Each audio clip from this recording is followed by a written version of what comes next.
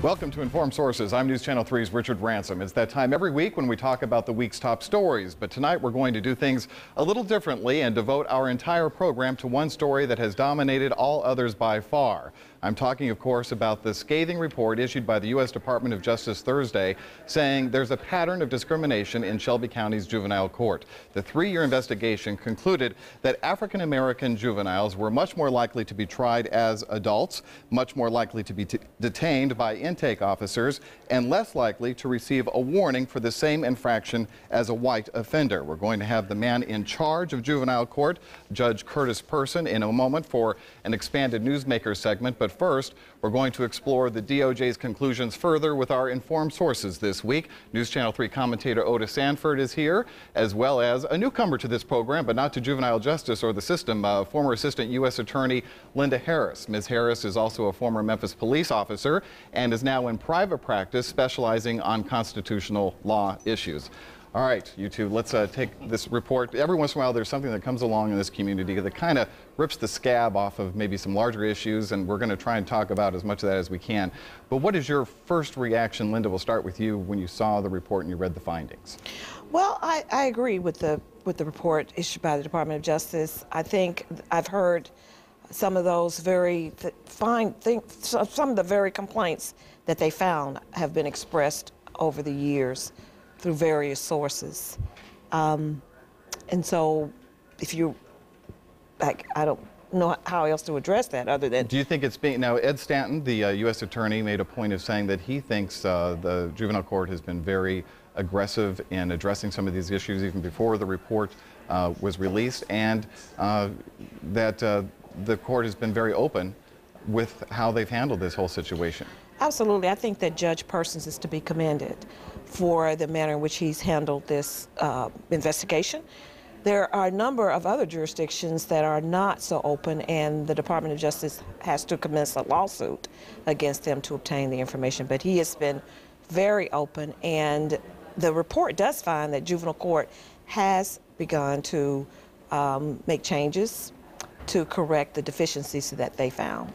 Otis, you know, Judge Person is kind of in a position nobody would envy, really. Honestly, you have an older white Republican who's handling a judicial system or court in which 90% of the offenders that go through are African American.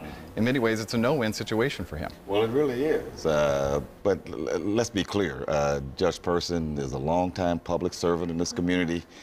He ran for this office because he wanted this office, and he won this office back in 2006. So it's his job, you know, scabs and all. But at the end of the day, Richard, this report is really not about Judge Person.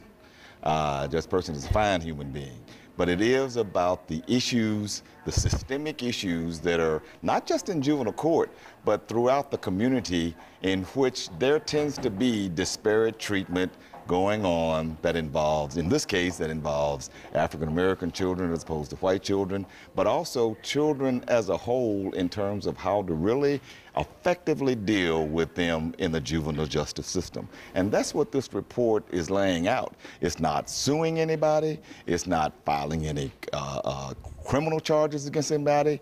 It is making some observations that are relevant and need to be paid attention to. It did conclude there is a problem. There is a problem. And they also ended with some very glowing remarks, as Linda said, about this, how they are already addressing the issues. And they also stand ready, the Justice Department does, stands ready to help to help in any way that they possibly can to make sure that this continues down the right road. Linda, what would you like to see done? You've seen the system inside and out, and where do you see the best avenues toward improving any discrimination that might exist? Well, I think that they are, once again, well underway of bringing about a change in juvenile court. One of the things that struck me as most odd or unusual is that the defenders are part of the juvenile court system. They actually work for the court, and it needs to be independent. So I think that's a good place to start, is to separate those two. Maybe the defenders will go to the state public defender's office as opposed to being a part of juvenile court. so that we can ensure that there's someone there who is advocating for the juveniles who are entitled to the same constitutional protections as the adults who enter into the system. What are the larger ramifications of the findings in terms, if I'm a lawyer and I'm representing a juvenile offender and post this report that has come out, do I try to get a case thrown out, or are there any other ramifications that could happen to the offenders themselves or their cases as a result of the findings of this report? Absolutely.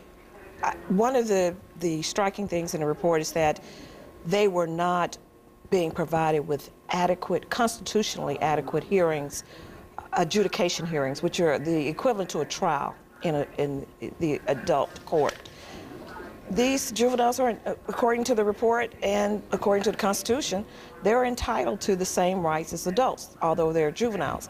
That was not happening. So for one instance was that someone received a notice of the formal notice of the charges against them 45 minutes before the adjudication hearing, which would be the equivalent of 45 minutes before your trial in adult court. You're provided with formal notice of charges against you.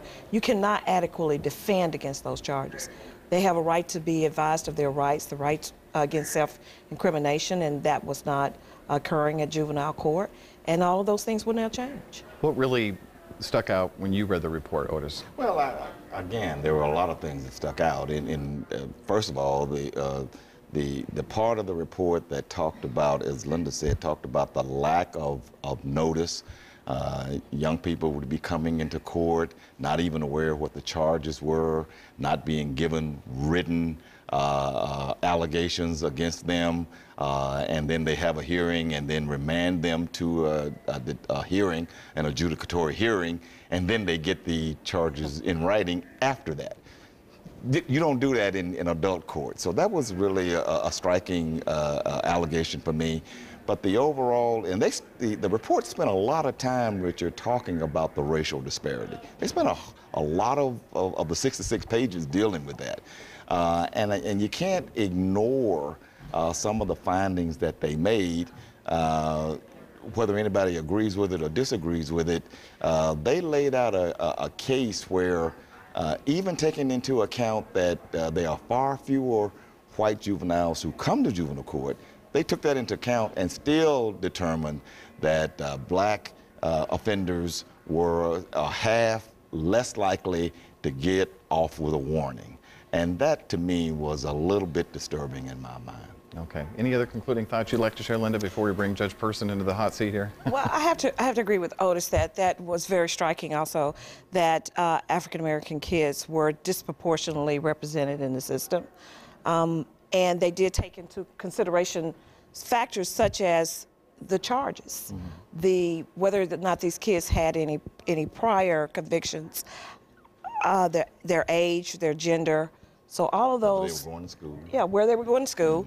And yet they still found statistically, based on the data that they have a duty to report to the Department of Justice, that there's this disparity. And we as a community, I think, have to work together to determine how we can prevent those types of things. Well, Linda Harris, thank you so much for being part of our panel here tonight. We appreciate that. We appreciate your insight on all of this.